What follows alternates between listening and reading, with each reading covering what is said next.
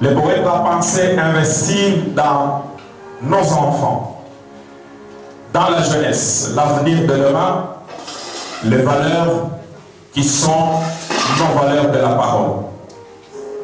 Vous savez, Dieu a rendu au moins quelqu'un ici un père, il a rendu quelqu'un une mère, et il a donné à ces gens-là la responsabilité de pouvoir éduquer les enfants qu'ils laissent passer dans nos maisons. Et par moments, la conjoncture de la vie ne nous permet pas d'être là et de surveiller à chaque instant les mouvements de nos enfants. Parfois, c'est dans les écoles où nous les envoyons qu'ils sont en train de croiser d'autres réalités ou d'autres valeurs qui ne sont pas les valeurs de la parole. Alors, qu'est-ce que nous sommes en train de faire? Papa est en train de veiller sur l'abonnement qui va bientôt s'épuiser, il faut qu'il renouvelle. Maman elle-même, une véritable accro des séries, et les enfants, tout ce qu'ils sont en train de faire, c'est d'être là en train de voir parfois des choses qui sont obscènes. Et le lendemain, nous allons nous poser la question, quel sera l'avenir de nos enfants?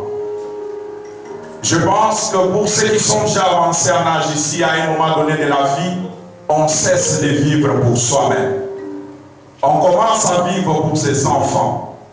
On se dit, je ne peux pas faire ceci, je ne peux pas faire cela, je ne prends pas ce luxe ici, parce que si jamais ça ne tourne pas bien, je ne sais pas ce que mes enfants en viendront.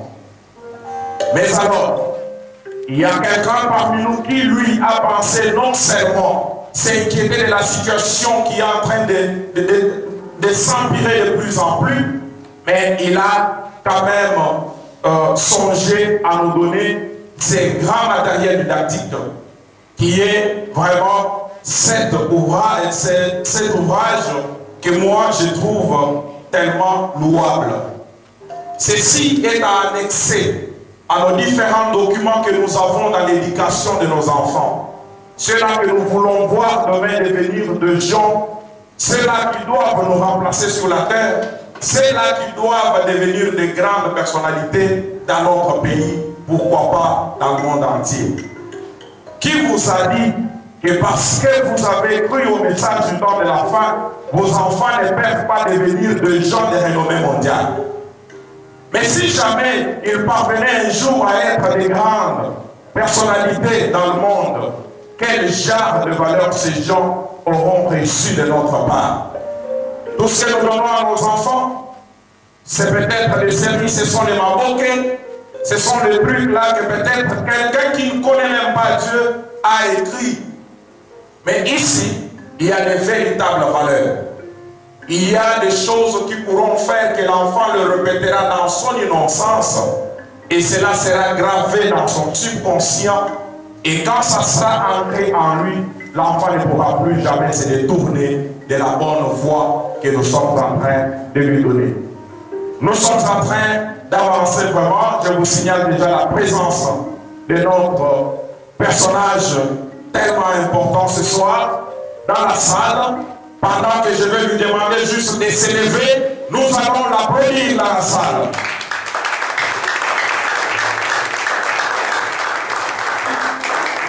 Merci beaucoup, cher poète. Celui-là, j'ai écrit une fois sur lui, je disais, j'ai toujours pensé que la date de naissance de ce monsieur peut être la même date de naissance que la création de l'Académie française. Parce que le monsieur, il ne se recherche pas pour dire, pour parler. Il ne dit jamais un mot à la place de l'autre. Le verbe, c'est comme si le jour même où on a écrit le mot verbe, c'était ce jour-là où on a ramassé la poussière qui a constitué son être. Moi, je l'apprécie chaque fois quand je le vois écrire. Quand je le lis, je ne m'habitue jamais à son écriture.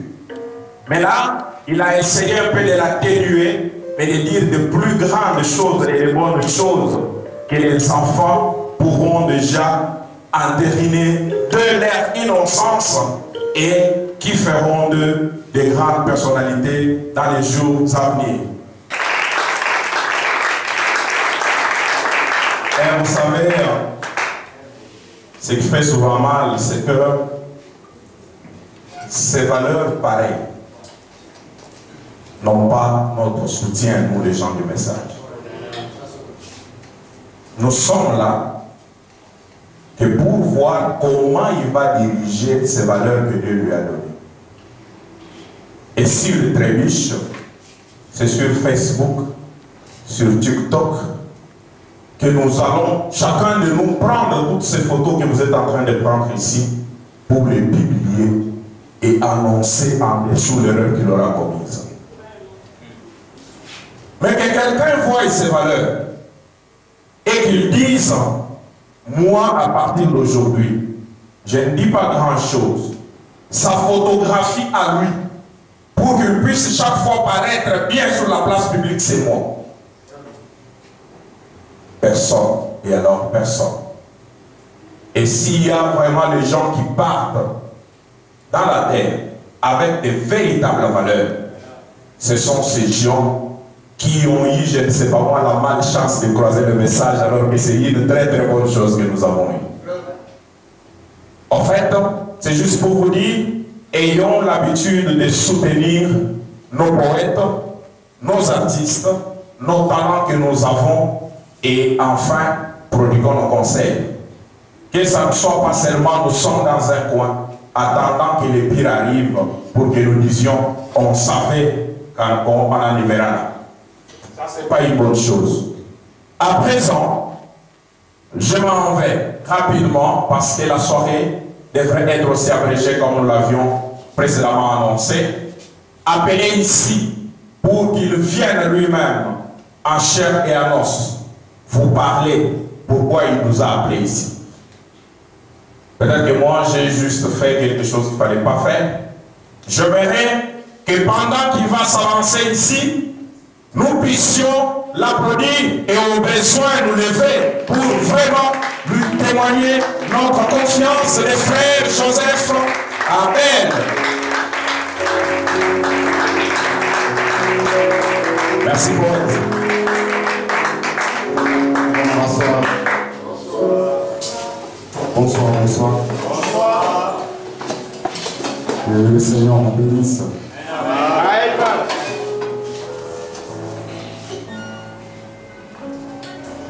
Cher révérend pasteur,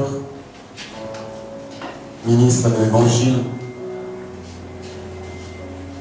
honorable diacre et administrateurs, chers frères et sœurs, chers parents, mesdames, mesdemoiselles et messieurs, distingués invités, selon vos rangs de considération d'invités, Shalom. Lors de moi, l'idée de croire une rencontre si brillante comme celle-ci, autour d'un événement marquant le vernissage de ces précieux livres. Je vais vous rappeler d'abord ma petite biographie. Je m'appelle frère Joseph Abel Mogo. Je suis originaire de la République démocratique du Congo, natif du sud du pays, c'est-à-dire je suis né à Kolwezi, dans l'ancienne province du Chaba, précisément pour le moment dans la province de Lomami. Je suis né un certain 1957 à 7h du matin dans la ville de Kolwezi. Je suis fils de monsieur Bongo Bukombe de madame Augustine Bilou. Je suis né dans une famille de 4 enfants, dont 2 garçons et 2 filles, dont je suis né comme garçon. J'ai fait mes études primaires dans les écoles de Chekami, dans le sud du pays. Et j'ai fait les humanités à l'Institut Boukweli après avoir certaines tensions qui étaient dans la province du Katanga en 3. J'ai quitté l'Institut Botoshi pour rejoindre la ville de Bujuma. Je veux bien vous rappeler que j'ai fait une formation à l'électricité. Je suis diplômé en électricité et licencié en sciences politiques administratives. En fait, la littérature ou bien le lettre est juste un talent, un don que j'ai. Je n'ai reçu aucune formation de ça. J'aimerais vous dire que personnellement, la vie que je mène sur terre aujourd'hui est juste un bonus parce que je serai déjà mort à l'âge de 25 ans, atteint d'un problème rénal en dernière phase, dont le rein était déjà infecté, dont le Seigneur Jésus-Christ avait miraculeusement établi mes reins, alors que le niveau de l'infection ne s'était jamais soigné. Dieu avait récréé de reins sur moi et je vis jusqu'à ce jour.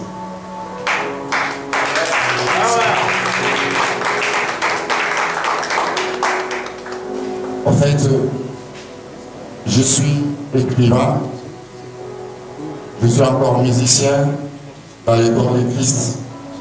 Mais pour ce soir, je vous ai invité pour que nous puissions ensemble avec vous revoir ce que nous faisons avec nos enfants. Je vais vous rappeler ceci. Quand on va produire un peuple, on commence par abrutir la jeunesse. Et quand on finit d'abrutir la jeunesse, on en arrive à détruire toute l'histoire d'un peuple. L'Africain n'a pas écrit sur lui et il a perdu le repère. Donc nos enfants connaissent déjà l'histoire de Christophe Colomb, ils connaissent l'histoire de Charlemagne, parce que l'Africain n'a pas écrit de lui-même. Un proverbe de la langue de mon village dit ceci. Andika maneno yako peke yako mutu mwingine asitakuandikia. C'est-à-dire, écris ton histoire dans ta propre dialecte, une autre personne ne viendra l'écrire pour vous. Dans le message, nous devons écrire l'histoire du message avec notre langage. Nous devons écrire notre histoire avec notre langage, parce que nous avons un langage approprié. Nous sommes un peuple mis à part. Aujourd'hui, à travers le monde, les hommes de tous les milieux politiques, religieux, moralistes, des sociologues, des psychologues et des professionnels de l'éducation ont entrepris, en ce qui concerne l'école, plusieurs réformes pour refonder l'école. Mais malheureusement, ils n'arrivent pas à éradiquer ce qui est devenu le fléau du siècle, la crise de l'école ou les débâcles de l'école. Et la situation ne cesse de s'empirer au fil des années sous ses multiples formes. On assiste impuissant à des actes de violence morale, l'usage de la drogue, on y commet le meurtre, et il y a l'immoralité, la sexualité précoce, toutes sortes de formes de perversion et des dérives sociales. En plus, dans le monde comme le nôtre, les bilans deviennent encore très lourds, car la jeunesse n'a pas de modèle, digne de ce nom. Ils sont sans repère, ce qui fait qu'aujourd'hui les jeunes n'ont aucun respect pour le valeur morale et spirituelle, même aucune personnalité, ni de caractère à démontrer. La seule référence que la jeunesse a est constituée de la grossièreté. Ils ne savent même pas établir le borne entre le mal et le bien. Ils n'ont plus le sens du patriotisme et le respect des institutions dont ils dépendent. Ils ne se soumettent plus à cause à aucune autorité. Ils vivent plutôt dans un monde où tout leur semble être permis et où le culte du moi trouve sa place. Si donc aujourd'hui notre jeunesse, le sport de demain, se retrouve dans une telle situation catastrophique, que pourrons-nous espérer de l'avenir, sinon le pire, si rien n'est fait?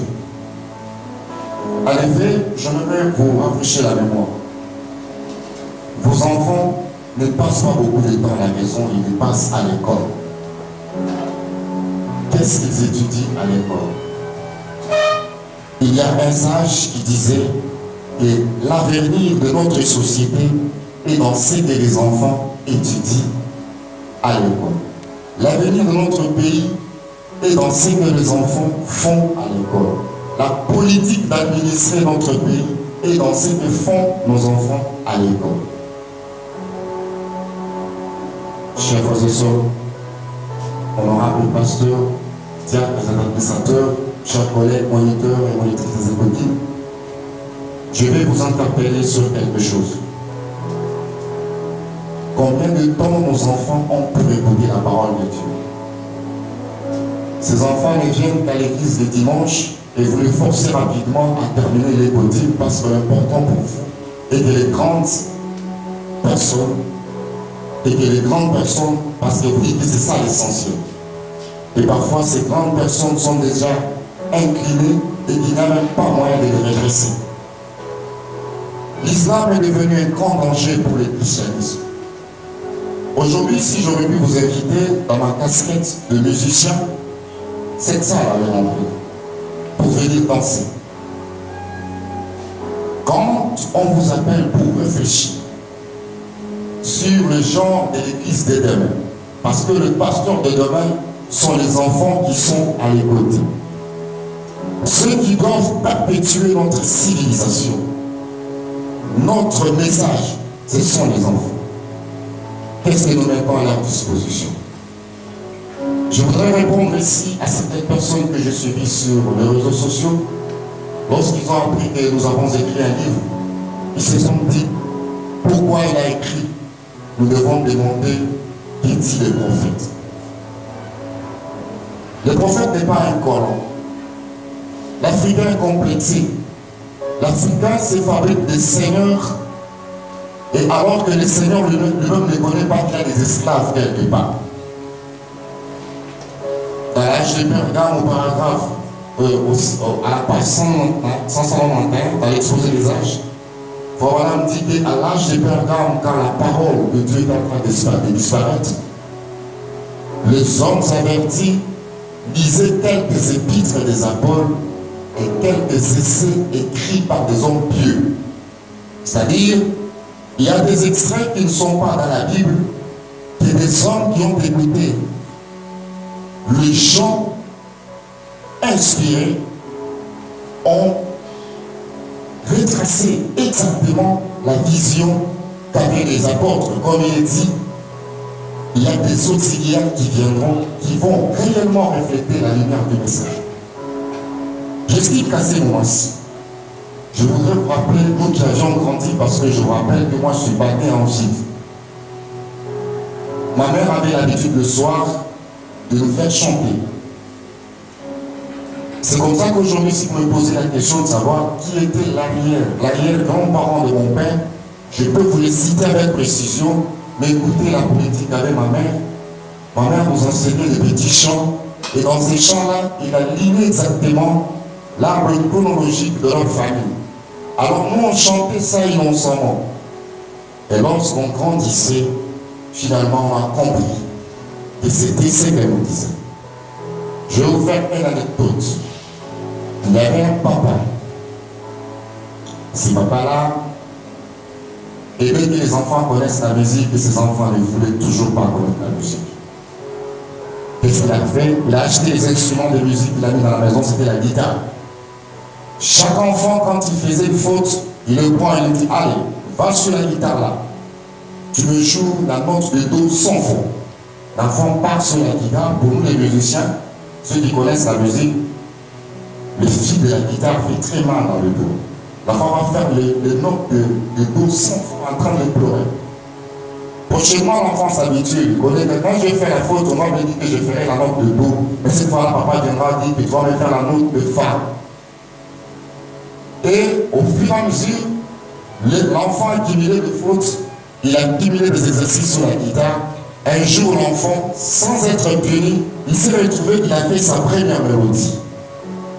N'est-il pas de méthode que nous pouvons imposer à nos enfants dans leur innocence pour leur imposer, à un certain moment, qu'ils puissent se rendre compte qu'il ressorte une certaine mélodie de la vie?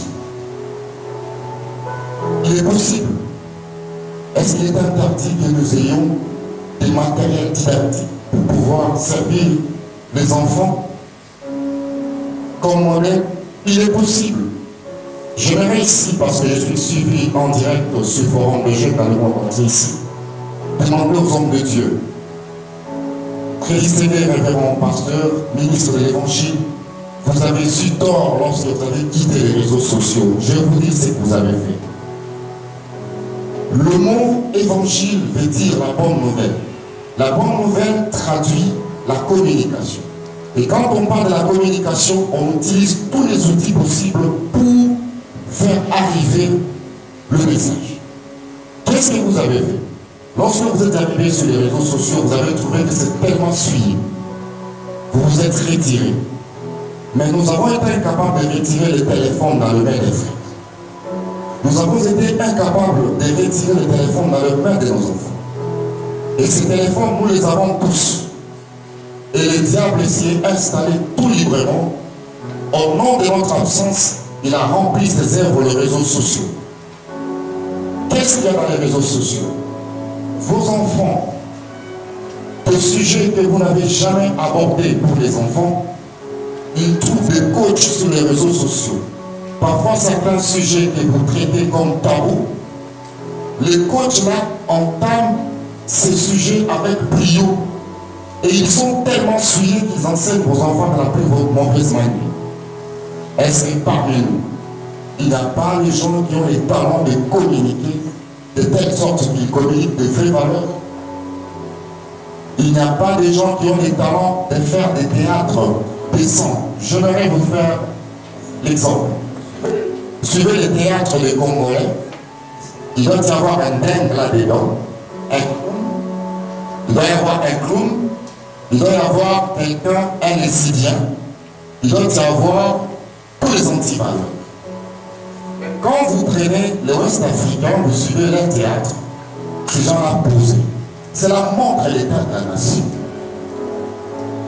Aujourd'hui, si je vous aurais appelé ici pour que vous jouiez la guitare, vous donnerez des milliers de dollars. Mais vous ne m'en donnerez pas parce que je sème la sagesse. Je vais vous rappeler que je suis, par la grâce du Seigneur, cofondateur de la soirée acoustique de l'Ouest. Ici à Kinshasa, j'ai été à la tête d'un très grand mouvement de musiciens. Nous avons fait des grandes réformes dans le domaine de la chanson, en ramenant la chanson à un culte de chant, et nous l'avions réussi. Durant ma grande expérience à la tête de la soirée acoustique, comme coordonnateur principal et cofondateur, j'ai rencontré les jeunes. Nous avons beaucoup échangé avec eux. J'aimerais vous dire que chaque livre que vous constaterez dans nos chants vient de l'école des dimanches. Chaque mauvais enseignement que les musiciens ont chanté dans les chants vient de l'école des dimanches. L'islam, on n'enseigne pas l'enfant aux mosquées. L'islam, on administre aux enfants comme on nous a estimé le coutume. Nous, du Sankourou, nous de l'Omami, on te prend pour d'autres et dit que nous, de telle tribu, nous vivons comme ça. C'est comme ça que nos enfants devaient les administrer le christianisme. J'aimerais maintenant vous dire sincèrement merci d'être venu. La plus grande charge qui était sur mon cœur, je viens de les lâcher devant le monde entier. Et je demande au monde entier de pouvoir venir au secours de ce que nous faisons. Nous avons de moyens, j'ai mis sur pied une entreprise appelée les enfants rescapés, dont je suis en compagnie avec les caricaturistes, dont nous allons commencer à écrire des caricatures avec des histoires narrées par le prophète Mohammed. Nous ferons de bandes dessinées, des vidéos.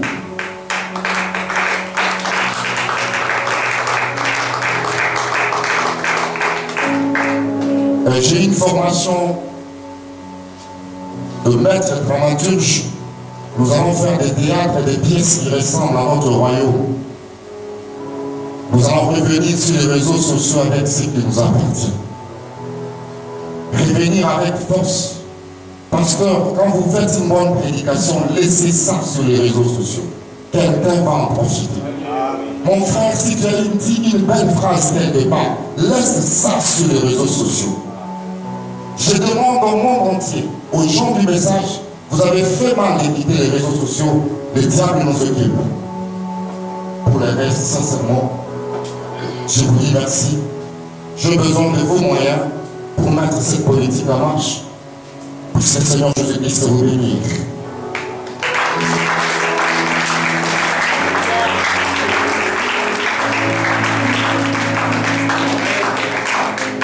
Et quand pour vous dire que ce que j'ai dit, je le vis au quotidien, je vais vous donner quelques extraits de mes enfants qui interprètent ce poème. Sur ce poème, sur ce podium, j'appelle Sharon Abel pour nous faire son poème.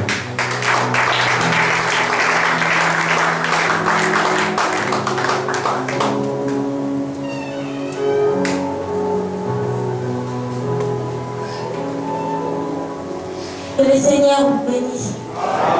Que le Seigneur vous bénisse. Je veux faire mon poème intitulé Sur les chemins de la rivière. Jadis au lointain village d'Idon, petit enfant transportant l'eau pour son père ivrogne, il longeait son sentier de routine, accomplissant son devoir. Mais un ange tenait à l'œil pour le remplir. Oui, sur les sentiers de la rivière, fatigué au pouvoir de son corps, assis sur un arbre, un son mystérieux, un tourbillon du cortège d'anges, oracle de l'éternel, l'ange lutin un discours missionnaire. L'innocent effrayé lâcha son courage et prit fuite. Ne bois pas, ne fume pas, ne suis pas encore aucune manière. Oui, sur les sentiers de la rivière, l'histoire du Templier natal, au terroir de l'étoile messager. Jésus-Christ vient en quête d'un parfait innocent, étranger au divin. La voix de l'ange contrôlait l'enfant par une présence toujours présente. Depuis la chute d'Adam, Dieu présente les résultats de l'œuvre de l'Adam. Dieu dans la chair humaine. Oui, sur les sentiers de la rivière. L'humanité salue de nouveau un grand jour par un petit homme. Un grand réveil par un lèvre balbutia. Un grand salut pour un racheté. Un grand soleil pour une étoile. Un grand rachat pour un racheté. Le sang rend tout possible. Oui, sur les sentiers de la rivière. Que Dieu vous bénisse.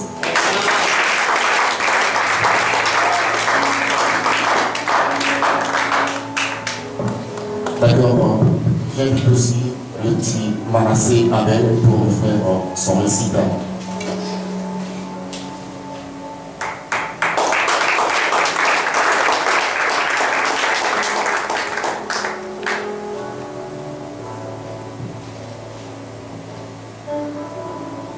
Shalom.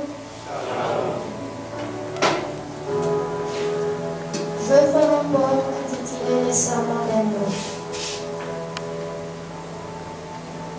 Les serments d'un héros. Je n'ai rien fait contre la vie, mais la vie s'abat sur moi. Ma culpabilité est le fait d'émettre. Je cherche les arguments dans mon fort intérieur. Ma première épreuve est le fait d'émettre. Et la dernière serait de mourir. Je n'ai pas choisi le jour d'émettre. De même, je ne choisirai le jour ou l'heure de ma mort.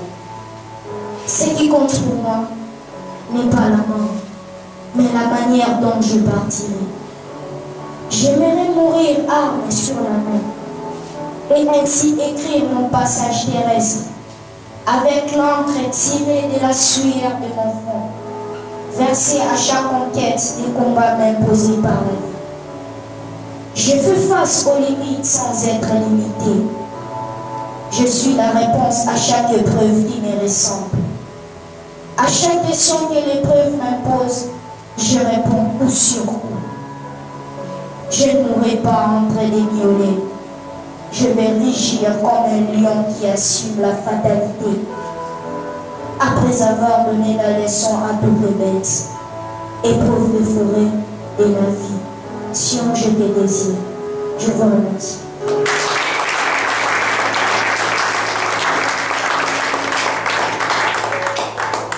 C'est encore une fois, Sharon, tu vas rentrer pour faire un poème. Et Manassé, tu reviendras pour finir et vous allez faire deux ensemble. Sharon, tu viens.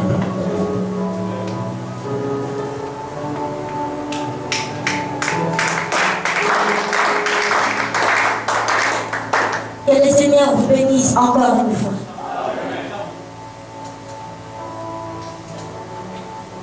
Mon poème est intitulé « Je veux ».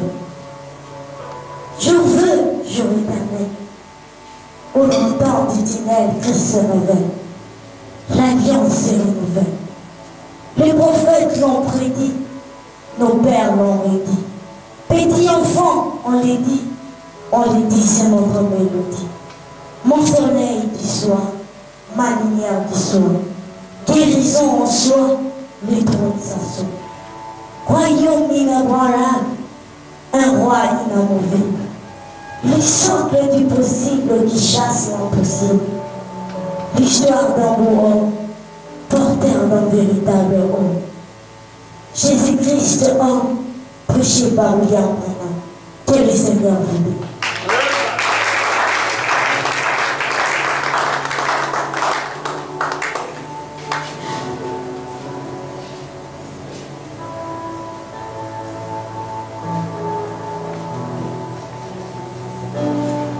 Que le Seigneur vous bénisse. Que le Seigneur vous bénisse encore une fois. Mon poème s'intitule « Mon identité ». Je ne dirai rien pour que tu m'aimes, mais ce que je vais te dire, c'est pour que tu me connaisses. Tu m'as aimé sans pourtant me connaître. Voilà pourquoi tu lâcheras vite lorsque tu me connaîtras. Ceux qui me connaissent sont mes intimes et ne me lâchent pas. Dites à ceux qui me connaissent que je suis une organisation. Je crie un nom du nom de William Branham. Il m'a dit que l'enfer n'est pas éternel. Il m'a dit que l'agneau a 7 cornes et non 2 cornes. Il m'a dit que les ceux ramènent Jésus-Christ sur la terre. Le vrai baptême est au nom du Seigneur Jésus. Il m'a dit que le petit roi est descendu. Le sang est là-bas. Dites à ceux qui me connaissent que j'ai quitté les organisations pour ne pas aller au tabernacle. Mais je suis un Sion, la vie pyramidale, le pouce de Christ. J'ai cessé d'aller le guide d'or, car le jour du Seigneur est arrivé. J'adore en esprit et en vérité, dans le lieu très saint, le plus de l'année.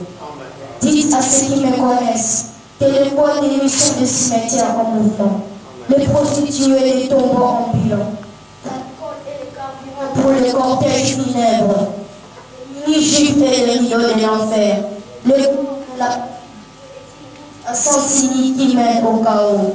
Dites à ceux qui me connaissent que je ne veux pas à l'église seulement le dimanche, mais je suis à chaque coup.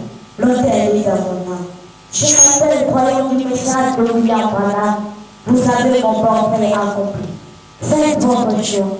Dès que vous me rejetez, la révolution me fera servir. Que le Seigneur vous bénisse. Que le Seigneur vous bénisse.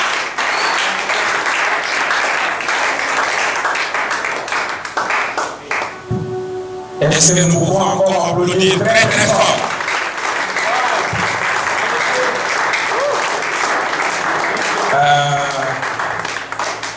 Je pense que vous pouvez entendre dans l'expression de ces enfants les valeurs qui sont derrière ce travail. Et imaginez-vous que votre enfant répète à chaque instant que le 7e jour ramène Jésus-Christ sur la terre. Il ne sait pas de quoi il s'agit en réalité. Mais essayez de faire de la même manière que vous avez commencé à l'appeler Junior, sans que ne connaisse que Junior, il s'agissait de lui.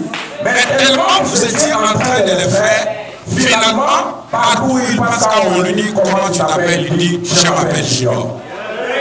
Et je pense aussi que si nous faisons la même chose, en donnant à nos enfants ces valeurs, en fait, moi, j'avais des sons quand les enfants étaient en train de les lire. Hein, sur le chemin de la rivière. Vous voyez que ça, donc, ça fait en tout cas, applaudissez encore une fois. Applaudissez encore une fois, ça c'est vraiment un très très bon travail. C'est vraiment un très très bon travail. Frère Madame dit qu'aujourd'hui le monde crie contre la délinquance juvénile. Il dit, mais en réalité, ce ne sont pas les enfants qui ont besoin de quelques raclets. Il dit, les gens qu'on devrait un peu taper, ce sont les parents que nous sommes. Et quand il remonte aux parents, il va dire, les parents aussi, on ne devait pas seulement les taper eux. S'ils sont ce qu'ils sont, c'est parce qu'il y a des gens faibles derrière la chair. Et des gens faibles derrière la chair, ce n'est pas que vous ne savez pas nous dire les mystères. Dites ces mystères, mais c'est que pour préparer l'avenir. Parce que qu'est-ce que nous constatons? Je suis ici un homme fort, un référent pasteur, un tel. Mais quand je quitte la scène, en commençant par ma propre maison, il n'y a pas quelqu'un qui peut prendre ma relève. Et encore moins, les enfants de tous ceux-là qui nous ont fait confiance pendant que nous étions en train de prier dans notre carrière. En tout cas, que le Seigneur Jésus-Christ bénisse les frères Joseph Abel. Je lui souhaite tout ce qu'il y a de meilleur. En fait, que cette carrière, que ce que nous sommes en train de faire aujourd'hui, ne soit qu'un seul point qui va décrire toute une ligne droite qui ira jusqu'à l'éternité. Et moi, je crois que lui et lui seul, je suis vraiment à ses côtés. Je l'ai vu se battre corps et âme. Je l'ai vu vraiment utiliser la dernière de ses énergies pour nous rassembler tel qu'il nous a rassemblés ici ce soir. Et si nous pouvons mettre nos moyens, donnez-moi un livre. Si nous pouvons vraiment que chacun de nous faire un effort tel que nous sommes dans cette salle, de ne pas sortir sans se procurer cette œuvre.